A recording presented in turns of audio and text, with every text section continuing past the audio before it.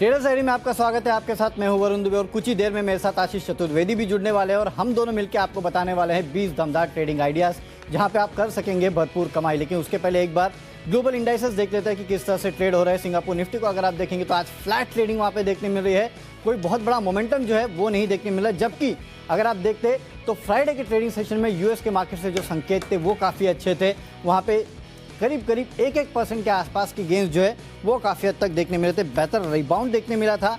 IT, realty, housing, ये सभी share जो है वो काफ़ी मजबूती के साथ कहीं ना कहीं ट्रेड कर रहे थे। मंदी का खतरा जो है वो बाजार पर अभी भी है, लेकिन जून के जो मैन्युफैक्चरिंग डेटा आए हैं उसने थोड़ा निराश किया। कई कंपनियों ने अपने जो मुनाफे का गाइडेंस है उसमें कटौती की। हालांकि बॉन्ड यील्ड, ये अच्छी बात है कि 3% के नीचे आते हुए नजर आए, तो थोड़ा बहुत सारा जो है यहाँ से मिला। लेकिन पूरा हफ्ता अगर आप देखेंगे तो मार्केट्स के लिए उतना अच्छा था नहीं यूएस मार्केट्स के लिए। हालांकि फ्राइडे का ट्रेडिंग सेशन जो है वो काफ़ी हद तक यूएस के मार्केट्स के लिए अच्छा था। जब हम बंद हो रहे थे तो डाउ फ्यूचर में करीब 20 पॉइंट के आसपास की गिरावट थी, लेकिन बंद होते होते देखिए डाउ जोन्स में 300-325 पॉइंट के आसपास की तेज़ी हुई। नैस्डैक हमारे बंद होते होते 8 पॉइंट की गिरावट थी, लेकिन बंद जब हुए तो करीब 100 पॉइंट के आसपास की तेज़ी के साथ। तो यूएस के मार्केट से जो क्यूज़ थे वो काफ़ी अच्छे थे।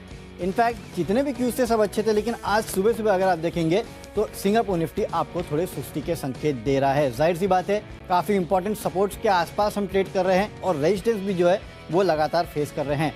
यूएस के मार्केट जो है वो आज बंद रहने वाले हैं और उसके पहले डाउ फ्यूचर्स, नैस्डैक फ्यूचर्स अगर आप देखेंगे तो गिरावट के संकेत दे रहे हैं। और यही एक दिक्कत की बात है जिसके चलते लगता है कि हमारा मार्केट आज शायद थोड़ी गिरावट के साथ खुल सकता है।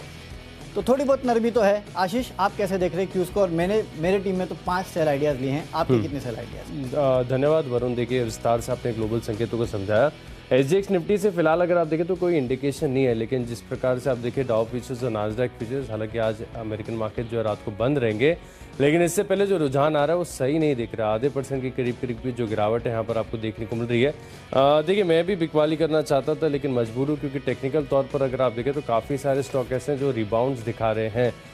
जो शुक्रवार का सत्र था हमारे यहाँ पर काफ़ी इंटरेस्टिंग था। गुरुवार के सत्र में भी देखें तो ठीक ठाक एक्शन देखने को मिला। एक स्टॉक है मेरी लिस्ट में जहाँ पर मैं बिकवाली कर रहा हूँ, बाकी के सभी जो स्टॉक से खरीदारी करने और खबरों पर मेरा फोकस रहेगा। और अभी जिस प्रकार से देखिए क्वार्टरली हाईलाइट्स आना शुरू हो गए, हो सकते हैं आगे जाकर जो है जो बाजार की चार्ट हिस्ट्री है ये क्वार्टरली हाईलाइट जो है वो तय करते हुए नजर आए। तो अधिकतर जो स्टॉक्स हैं वो खरीदारी वाले। अच्छी बात है कि हमारी लिस्ट को कंबाइंड अगर आप देखें तो रुझान काफी बढ़िया देखने को मिल रहा है। तो पहली जो हमारी कैटेगरी है कैश की कैटेगरी, इसके साथ शुरुआत करते हैं। डेफिनेटली, तो इसके साथ शुरुआत करते हैं। मैंने जो कैश का काउंटर चुना है वो आपको सबसे पहले बताता हूँ, और ये है सिगाची इंडस्ट्रीज। यहाँ पे आपको खरीदारी करके चलना है। बेसिकली एक खबर आई है, जैसे कि आशीष ने कहा कि खबरों पे हमारा फोकस है, तो अगर मैंने कुछ बेचा है तो वो भी खबरों के चलते ही बेचा है। और इसके लिए पहला तो खरीदारी का कॉल है सिगाची। यहाँ पे आपको खरीदारी करना है क्योंकि कंपनी की तरफ से अपडेट आया है कि कंपनी ह्यूमन न्यूट्रिशन सेगमेंट में विस्तार करने वाली है। भारत में न्यूट्रिशन मार्केट जो है उसमें विस्तार करेगी। अन्य 45 देशों में जहाँ पे ये एक्सपोर्ट करती है वहाँ पे भी कहीं ना कहीं विस्तार की योजना जो है कंपनी की है। तो इस खबर के चलते हो सकता है कि आपको आज सिगाची में तेजी देखने मिले। इसके लिए आपको खरीदारी करना है 280 के लेवल के लिए 266 का एक स्ट्रिक्ट स्टॉप लॉस भी रखना है। तो मेरे तरफ से पहला कैश का कॉल सिगाची का है और यहाँ पे खबरों का इम्पैक्ट जो है आपको इस काउंटर में देखने मिल सकता है। देखिए कैश की कैटेगरी में मुझे पसंद आ रहा है नेशनल फर्टिलाइजर एनएफएल। यहाँ पर आपको करनी है खरीदारी, क्योंकि इनकी तरफ से भी जो क्वार्टरली अपडेट्स आए यहाँ पर अगर आप देखें तो तिमाही के दौरान जो बिक्री है इसमें काफ़ी बढ़िया बढ़त देखने को मिली। और अगर आप कंपनी का चार्ट देखें, स्टॉक का चार्ट देखेंगे तो आपको नजर आएगा कि ये जो अच्छे हाईलाइट्स आ रहे हैं क्वार्टरली, ये अभी तक फैक्टर्ड इन नहीं। और इनफैक्ट शुक्रवार और गुरुवार को भी देखें तो स्टॉक के अंदर थोड़ी बहुत करेक्शन गिरावट यहाँ पर देखने को मिली, जिसके चलते अच्छी चीज़ें प्राइस नज़र नहीं आ रही है। गिरावट आ चुकी है तो खरीदारी करने का आप कंफर्ट भी आ रहा है। 44 रुपये के लक्ष्य के लिए आप यहाँ पर जो है पोजीशंस बनाकर चल सकते हैं, लेकिन बाजार का मूड माहौल जो है वो आपको ज़रूर देखना होगा। 41 रुपये 30 पैसे के आसपास की क्लोजिंग चल रही है। आप 40 रुपये के राउंड फिगर जो है लगा लीजिए स्टॉप लॉस। 40 रुपये के नीचे जाती है इसका ट्रेंड जो है काफ़ी ख़राब हो गया है, तो फिर अगर आपकी पोजीशंस हैं तो इसको होल्ड करना जो है सही नहीं होगा। 44 रुपये के लक्ष्य के लिए जो है इस खबर के चलते आप यहाँ पर जो है खरीदारी करके चल सकते हैं। लिस्ट को आगे बढ़ाते हैं। अगली जो हमारी कैटेगरी है वो है फ्यूचर्स की, और फ्यूचर्स में देखिए बैंकिंग स्टॉक के साथ शुरुआत करना चाहूँगा। फेडरल बैंक, यहाँ पर चार्ट स्ट्रक्चर काफ़ी बढ़िया है। फ्राइडे को अगर आप इसका इंट्राडे चार्ट खुलकर देखेंगे तो आपको नजर आएगा कि एक ब्रेकआउट भी स्टॉक ने अटेम्प्ट किया है। अच्छी तेज़ी है, स्ट्रक्चर बहुत बढ़िया। और देखिए खास बात है कि ऐसे बाजार में, गिरते बाजार में जो स्टॉक्स अपने स्ट्रक्चर को होल्ड कर रहे हैं इनके ऊपर आपको खास फोकस रखना है। और इस स्टॉक को एक और वजह है चुनने की, इसके भी क्वार्टरली हाइलाइट्स हैं जहाँ पर मैं देख रहा हूँ कि ग्रॉस एडवांसेस में भी जो है बढ़त देखने को मिली है, तो खरीदारी करके चल सकते हैं। लेकिन जैसे कि मैंने आपको एनएफएल में बताया कि बाजार के मूड माहौल के साथ रही, अगर आप देखिए ज़्यादा गिरावट आती है, ऊपरी तरफ से ज़्यादा बिकवाली होती है, तो अपने स्टॉप लॉसेस को उसके अनुसार जो है आपको ट्रेल भी करना होगा। तो करीब करीब 92 रुपये के आसपास की क्लोजिंग है। आप 95 रुपये के लक्ष्य लिए खरीदारी करके चल सकते हो और केवल 2-2.5 रुपये, इससे ज़्यादा का रिस्क नहीं लेना ऐसे बाजार में। तो यहाँ पर हो सकता है कि जो लक्ष्य है 95-96 रुपये के इंट्राडे में हासिल होते नजर आए तो खरीदारी करेंगे। चलिए, तो यहाँ पे फेडरल बैंक पे आपको खरीदारी करना है, लेकिन मेरी बिकवाली की सूची यहाँ से शुरू होती है और फ्यूचर्स में सबसे पहले डिक्सन टेक, यहाँ पे आपको बिकवाली करने देखिए वैसे भी काउंटर लगातार गिरते जा रहा है। अब कुछ डेटा पॉइंट्स जो निकल के आ रहे हैं वो थोड़े खराब है। दरअसल जून के महीने में अगर आप देखेंगे तो रिटेल की ओवरऑल बिक्री जो है वो काफ़ी हद तक कमज़ोर रही है। इनफैक्ट एफएमसीजी की भी बिक्री जो है वो कम रही है। हालांकि थर्सडे को अगर आप देखेंगे तो माइक्रॉन के रिजल्ट्स आए थे और माइक्रॉन ने जो अपनी ओवरऑल कमेंट्री दी थी वो काफ़ी कमज़ोर थी। इनका साफ कहना था कि आने वाले दिनों में कंप्यूटर हो या फिर मोबाइल्स हो, इनकी सेल्स जो है उसमें काफ़ी हद तक कमी रह सकती है, वहाँ पे गिरावट आपको देखने मिल सकती है। और इन्होंने अपना गाइडेंस जो है वो कहीं ना कहीं मार्केट में जो एंटिसिपेशन था उससे कम गाइडेंस दिया था। अब जाहिर सी बात है, माइक्रॉन जो है वो एक सेमीकंडक्टर कंपनी है और इसके बाद आपने देखा कि थर्सडे और फ्राइडे दोनों ही दिन जितने भी सेमीकंडक्टर स्टॉक्स थे उनमें अच्छी खासी पिटाई देखने मिली।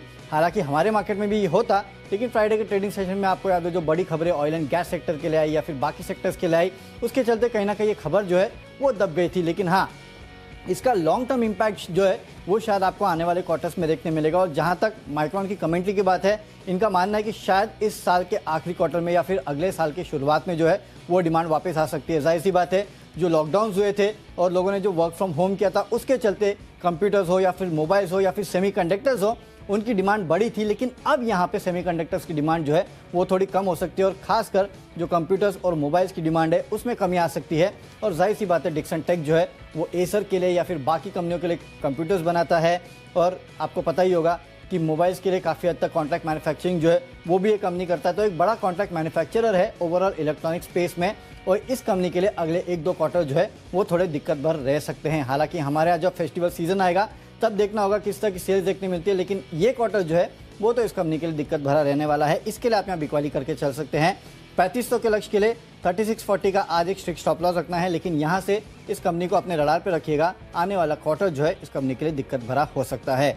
अब चलते हैं अगली कैटेगरी जो कि ऑप्शंस की कैटेगरी, और ऑप्शंस में सन फार्मा में आपको करनी है बिकवाली। दरअसल एनपीपीए ने करीब 84 ड्रग्स है जिसमें heart attack, blood pressure, type 2 diabetes के ड्रग्स है, इनके रेट्स जो है उनको फिक्स कर दिया। और जाहिर सी बात है, एनपीपीए जब भी फिक्स करता है तो लोअर बैंड पे ही फिक्स करता है और अगर आपने इन रेट पे नहीं बेचा तो इन कंपनीज पे जुर्माना लग सकता है। उसके चलते काफ़ी सारी फार्मा कंपनीज जो है जैसे सिप्ला हो, कैडिला हो, ये सब फोकस में रह सकती है। लेकिन सन फार्मा जो है इसके काफ़ी सारे प्रोडक्ट्स है इस कैटेगरी में आ रहे हैं, इन 84 स्टॉक्स में, इन 84 ड्रग्स में आ रहे हैं। इसके चलते आज फार्मा जो है थोड़ा बहुत प्रेशर में रह सकता है।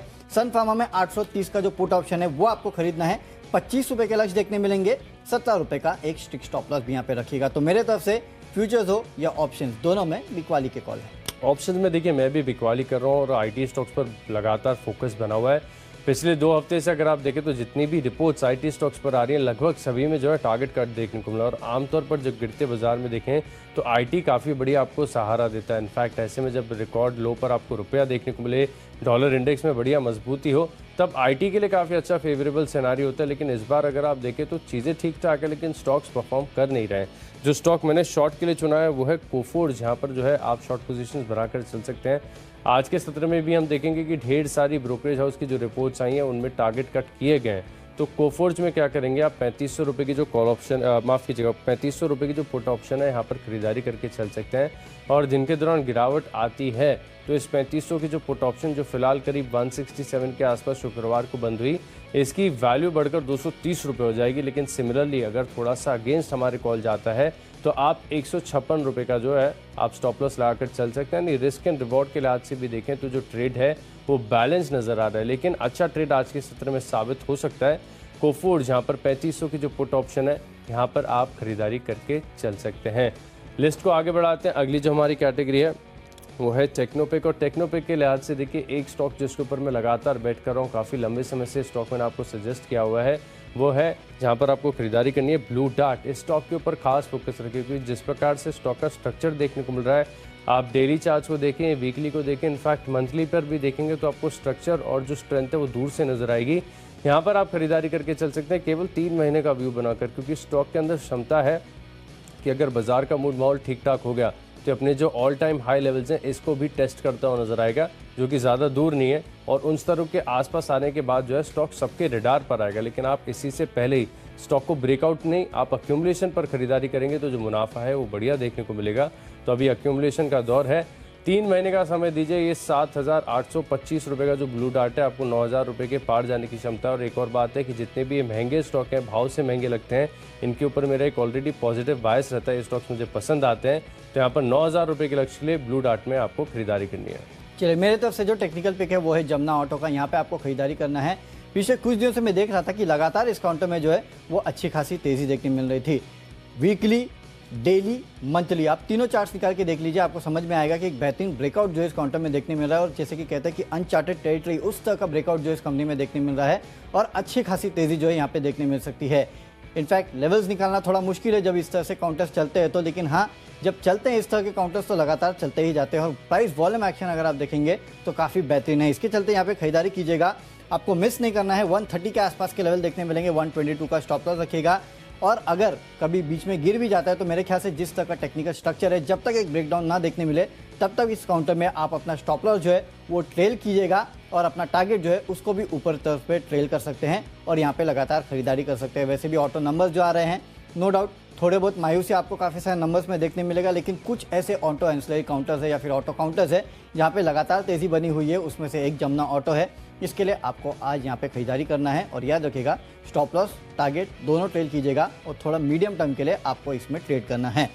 अब चलते हैं अगली कैटेगरी जो कि फंडामेंटल कैटेगरी और फंडामेंटली हिंदुस्तान एरोनॉटिक्स। यहाँ पे आपको खरीदारी करना है। देखिए, बेसिकली इस कंपनी के लिए खबर आ रही है कि मलेशिया ने बेसिकली अपने जो फाइटर जेट्स को रिप्लेस कर रहे हैं, उसके लिए तेजस जो है वो प्रबल दावेदार है। हालांकि ये खबरें पहले भी आई थी कि इंडिया जो है इसके लिए प्रबल दावेदार बन सकता है। मलेशिया जो अपने फाइटर जेट्स को रिप्लेस कर रहा है और तेजस का नाम अब जो है वो काफ़ी हद तक सामने निकल के आ रहा है। वैसे भी अटकलें यही थी कि एचएएल का तेजस जो है वो इसको रिप्लेस करेगा, लेकिन अब कहीं ना कहीं हर एक न्यूज़पेपर में अगर आप देखेंगे तो आपको इस तरह की खबरें देखने मिलेंगी। इसके लिए हो सकता है कि आज एचएएल जो है वो आपको एक पॉजिटिव रिएक्शन देते हुए दिखाई दे सकता है। वैसे भी फंडामेंटल कोई खराब है नहीं, डिफेंस क्षेत्र की कंपनी। और डिफेंस में अगर आप देखेंगे तो सरकार का लगातार फोकस है, खासकर मेक इन इंडिया पे सरकार का जिस तरह से फोकस है, इंपोर्ट जिस तरह से सरकार लगातार कम करते जा रही है, फंडामेंटल्स तो इस कंपनी के लगातार सुधरते ही जा रहे हैं, उसका इंपैक्ट आपको देखने मिलेगा। साथ ही साथ ये जो खबर आई है उसके चलते आज यहाँ पे तेजी हो सकती है। इसके लिए 1800 के लेवल के लिए आप खरीदारी कर सकते हैं। 1700 का आपको एक स्ट्रिक्ट स्टॉप लॉस भी इस काउंटर में रखना है। तो फंडामेंटली जो स्टॉक मुझे पसंद आ रहा है वो है डीमार्ट। यहाँ पर आपको खरीदारी करनी चाहिए। आज यहाँ पर भी आपको खबरों का असर देखने को मिलेगा। क्वार्टरली हाइलाइट्स हैं, हाइलाइट्स मुझे अच्छे लग रहे हैं, लेकिन बाजार का मूड माहौल ठीक नहीं है आज। लेकिन इर्रिस्पेक्टिव ऑफ स्ट्रीट रिएक्शन, बाजार किसी भी प्रकार का रिएक्शन देखे, ये स्टॉक ऐसा है कि जो आपको खराब समय पर ही खरीदना है, करेक्शन में, गिरते बाजार में ही खरीदना है। जब अच्छा होगा तब ऑल टाइम हाई लगातार ब्रेकआउट देता है तो इससे बेहतर होगा कि अभी आप इस स्टॉक को अक्यूमुलेट करना शुरू कर दें। जितना करने वाले हैं स्टॉक के अंदर निवेश, उसका 25-30% हिस्सा जो है आज के सत्र में आप खरीदारी करके चल सकते हैं।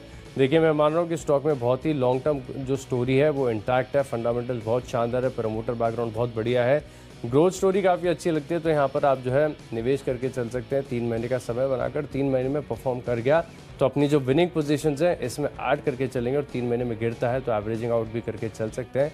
लेकिन 3,900 4,000 के तौर पर जो ये स्टॉक है लगातार बढ़ता जा रहा है। तो एवेन्यू सुपर मार्ट्स यानी डी मार्ट जो है क्वार्टरली हाइलाइट्स के बाद इस स्टॉक में जो है आप खरीदारी करके चल सकते हैं। 3 महीने का व्यू बनाकर यहाँ पर अच्छी तेज़ी आपको देखने को मिल सकती है।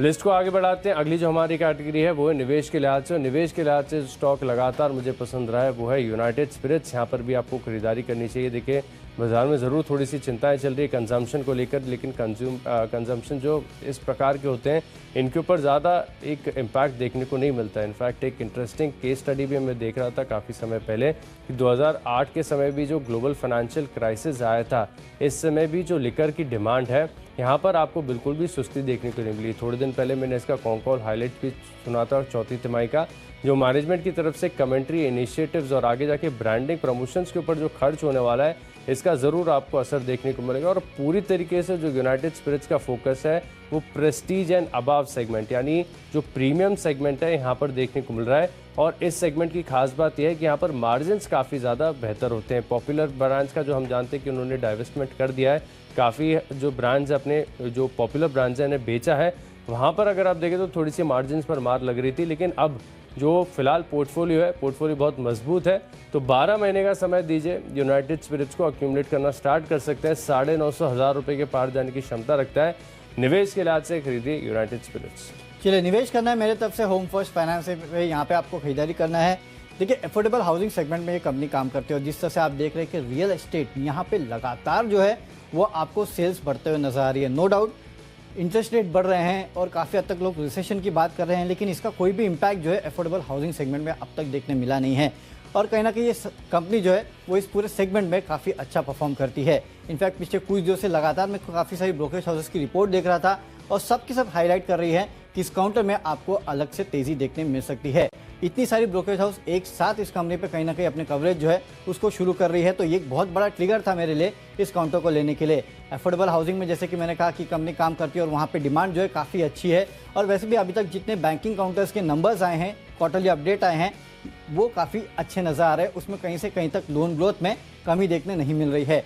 वैल्यूएशन के लिहाज से भी अगर आप देखेंगे तो कंपनी जो है वो काफ़ी अच्छे वैल्यूएशन पे उपलब्ध है। तो काफ़ी सारे ट्रिगर्स है जो कहीं ना कहीं ये दर्शाते हैं कि इस कंपनी में आप खरीदारी करके चल सकते हैं। लेवल्स अच्छे हैं, लेकिन हाँ, थोड़ा टाइम आपको देना पड़ेगा। और जाहिर सी बात है, बैंकिंग NBFC काउंटर्स में ये बिलोंग करता है कहीं ना कहीं, तो उसके चलते आपको थोड़ी बहुत वॉलेटिलिटी भी देखने मिल सकती है। ओवरऑल जब भी इंटरेस्ट रेट बढ़ते हैं तब इन काउंटर की थोड़ी बहुत पिटाई होती है, लेकिन थोड़ी बहुत अगर मीडियम टर्म की स्टोरी इस काउंटर की लेके चलेंगे तो काफ़ी अच्छी स्टोरी है, इंटैक्ट स्टोरी है। 900 रुपये के लेवल के लिए अगले 4 से 6 महीने में आपको इस काउंटर को अप्रोच करना चाहिए। अब चलते हैं अगली कैटेगरी जो कि खबरों के दम पर, और खबरें कल सबसे बड़ी अगर किसी के लिए आई है तो वो है इंटरग्लोब एविएशन के लिए। आप देखिए काफ़ी सारी इनकी फ्लाइट जो है वो रद्द हुई, काफ़ी सारी फ्लाइट जो है वो डिले हुई और इसके चलते यात्रियों को जो है इसका काफ़ी बड़ा खामियाजा भुगतना पड़ा। ये तो अपने तरफ से कंज्यूमर्स की बात है, लेकिन देखिए अब सरकार भी कहीं ना कहीं इसके ऊपर एक्शन लेने की पूरी तैयारी पे है और DGCA ने इस कंपनी से जवाब मांगा है कि क्यों इतनी फ्लाइट्स डिले हुई और क्या प्रॉब्लम थी कि कहीं ना कहीं आपके जो पायलट्स हैं उनको ऑपरेशंस में दिक्कत हुई है, जिस तरह से खबरें आ रही है। तो इसका चलते कहीं ना कहीं आज हो सकता है कि इंटरग्लोब एविएशन जो है वो थोड़ा बहुत दबाव में रहे।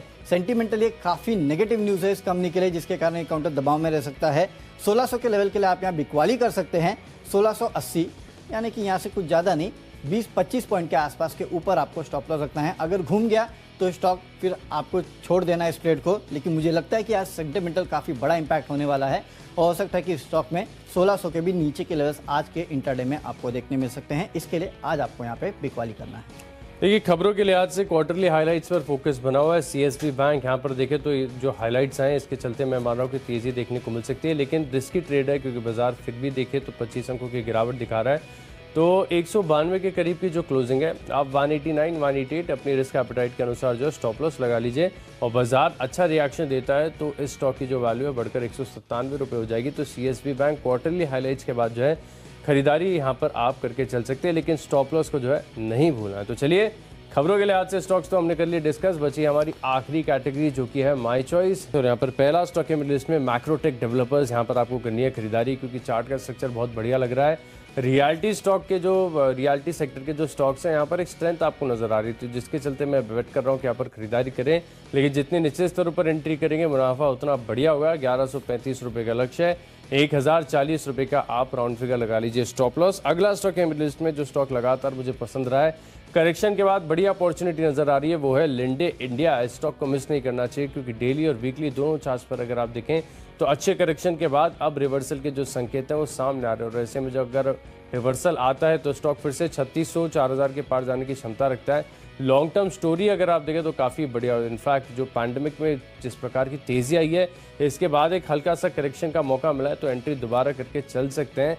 3000 रुपये का जो है आपको लगा लेना चाहिए स्टॉप लॉस। और आखिरी स्टॉक के मेरी लिस्ट में ग्रैन्युल्स इंडिया। यहाँ पर देखें तो जो शुक्रवार के सत्र में ब्रेकआउट आया और चार्ट का डेली चार्ट का जो स्ट्रक्चर है, वीकली पर हालांकि स्ट्रेंथ इतनी नज़र नहीं आएगी, लेकिन डेली पर जो फोकस है बहुत बढ़िया बनकर चल रहा है। तो 290 रुपये का लक्ष्य है और 8 रुपये 9 रुपये नीचे जो है अपनी रिस्क एपेटाइट के अनुसार आप स्टॉप लॉस लगाकर चल सकते हैं। 270 मैंने चुना है, 290 के पार जाएगा ग्रैन्युल्स।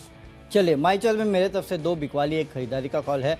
सबसे पहला बिकवाली का कॉल है विप्रो। यहाँ पे आप बिकवाली कर सकते हैं क्योंकि ब्रोकरेज हाउसेस की तरफ से तगड़ा डाउनग्रेड आया है।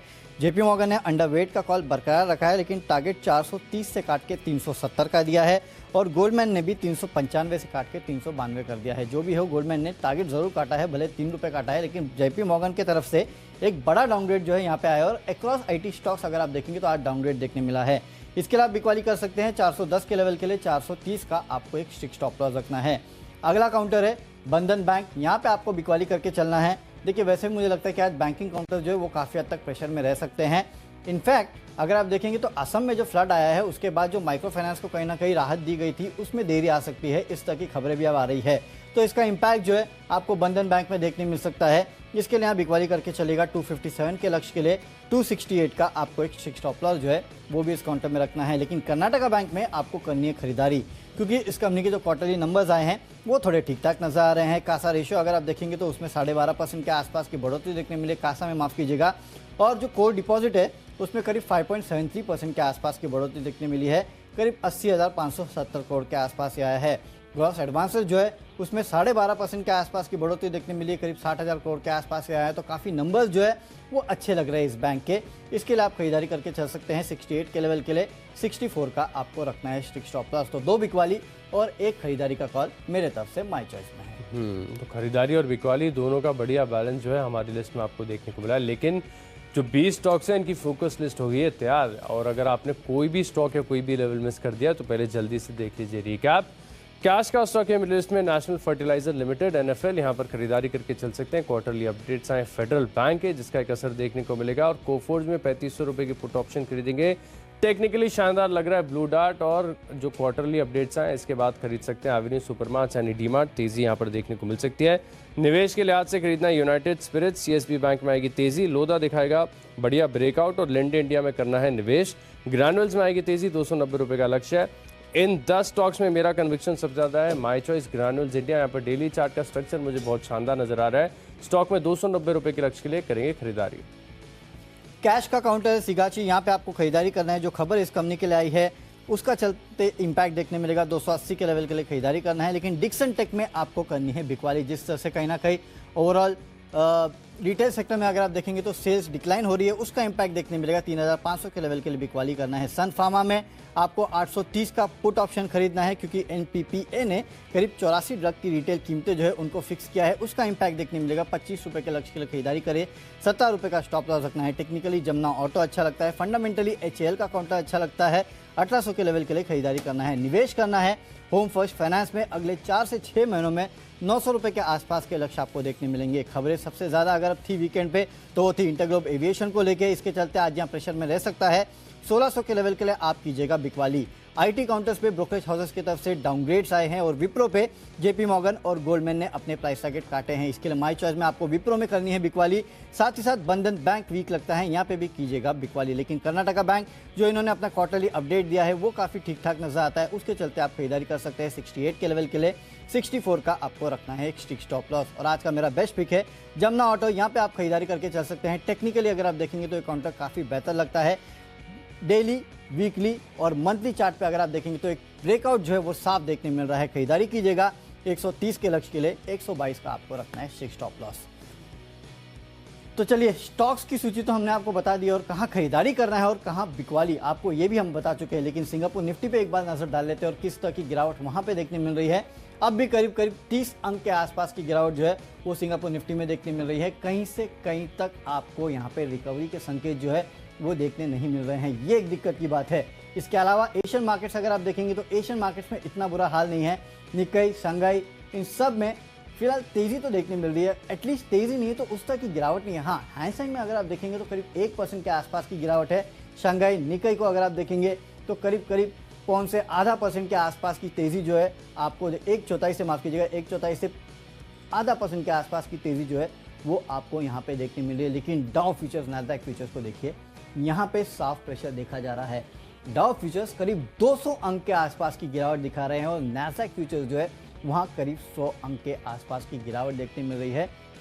और जाहिर सी बात है कि यूएस के मार्केट्स आज बंद है, और उसके पहले इस तरह का माहौल जो है वो शायद आज बाजार को पसंद नहीं आएगा। और इसके लिए आप देख रहे हैं कि सिंगापुर निफ्टी भी उसी चीज़ को दर्शा रहा है कि आज शायद आपको मार्केट में गिरावट देखने मिल सकती है। लेकिन आशीष, मुझे याद है कि फ्राइडे के ट्रेडिंग सेशन में मार्केट का वैसे तो मूड अच्छा था। अगर ऑयल एंड गैस क्षेत्र की कंपनियां, खासकर रिलायंस की पिटाई नहीं होती तो शायद हम अच्छी खासी तेजी के साथ बंद होते, लेकिन वो हुआ नहीं। आज अगर रिलायंस ने साथ दे दिया, ओएनजीसी ने साथ दे दिया, तो क्या है सिंगापुर निफ्टी जो लाल में है, ये हमारा निफ्टी हरे में आ जाएगा? देखिए, पॉसिबिलिटी तो पूरी नजर आ रही है क्योंकि ग्लोबल संकेत थोड़े से मिक्स्ड हैं। लेकिन जिस प्रकार से रिलायंस इंडस्ट्रीज को लेकर मूड माहौल बना हुआ है कि खासतौर पर अगर आप देखें तो इनके एक्सपोर्ट के रिलेटेड जो ऑर्डर्स हैं, इनका एक इम्पैक्ट रहेगा, कहना मुश्किल है खासतौर पर, क्योंकि 7% की गिरावट काफ़ी बड़ा पेसिमिज्म आपको दिखाता है। देखना ये भी होगा कि ब्रोकरेज हाउस की जो रिपोर्ट्स आती हैं वो दिन के दौरान कैसी होती है और इनका व्यू क्या रिलायंस इंडस्ट्रीज पर बदलता है। कहाँ 3000 के पार का टारगेट्स देखने को मिल रहे थे, लेकिन अब फिलहाल 2400 पर लुढ़क कर ये स्टॉक आ चुका है। और एसजीएक्स निफ्टी, जैसा कि आपने विस्तार से समझाया, कि अभी भी 30 से 35 अंकों की गिरावट आपको दिखा रहा है। और डाउ फ्यूचर्स और नास्डैक फ्यूचर्स करीब 1% की गिरावट यहाँ पर देखने को मिल रही है। इनफैक्ट आप अगर रिलायंस का एडीआर भी देखेंगे ना, ईडीआर जो है, उसमें भी ओवरनाइट करीब 7.7% के आसपास की गिरावट देखने को मिली थी। यानी कि हमारे मार्केट में गिरावट के बावजूद भी वहाँ गिरावट थमी नहीं थी। तो इसी से आप अंदाजा लगा सकते हैं कि ब्रोकरेज हाउसेस इसको कैसे देख रहे हैं। जाहिर सी बात है, आज हम आपको बताएंगे दिन के दौरान कि ब्रोकरेज हाउसेस किस तरह की रिपोर्ट दे रही है, किस तरह के जीआरएम्स में आपको गिरावट देखने मिलेगी। लेकिन रिलायंस के अलावा अगर आप देखेंगे तो मार्केट में आज थोड़ी सुस्ती जो है वो साफ नजर आ रही है। तो मार्केट का एक्शन कैसे रह सकता है, मार्केट की डेटा पॉइंट्स को कैसे समझना है और यूएस में तेजी के बाद आज ये गिरावट क्यों है, ये सब जानने के लिए सीधे चलते हैं शेयर बाजार लाइव में, जहाँ पे अनिल सर और दीपांशु भंडारी हमारे साथ जुड़ने वाले हैं। दीप फिलहाल जुड़ चुके हैं। गुड मॉर्निंग दीप। मॉर्निंग वरुण, मॉर्निंग आशीष। सरप्राइजिंग है ग्लोबल बाजार इतने सुस्त क्यों हैं, क्योंकि जब भी अमेरिकी बाजार बंद होते हैं एक फ्री हिट होता है हमारे लिए, और फ्राइडे को तो अच्छा एक्शन अमेरिका में देखा। बट देखते हैं, समझते हैं आज के लिए बाजार का एक्शन इस हफ्ते कहां पर रखनी है नजर। और नई तिमाही शुरू हो गई है, कुछ खास प्रोग्रामिंग भी हम आपके लिए लेकर आ रहे हैं, इन सभी पर करेंगे चर्चा। आइए सबसे पहले देख लेते हैं हेडलाइंस क्या है।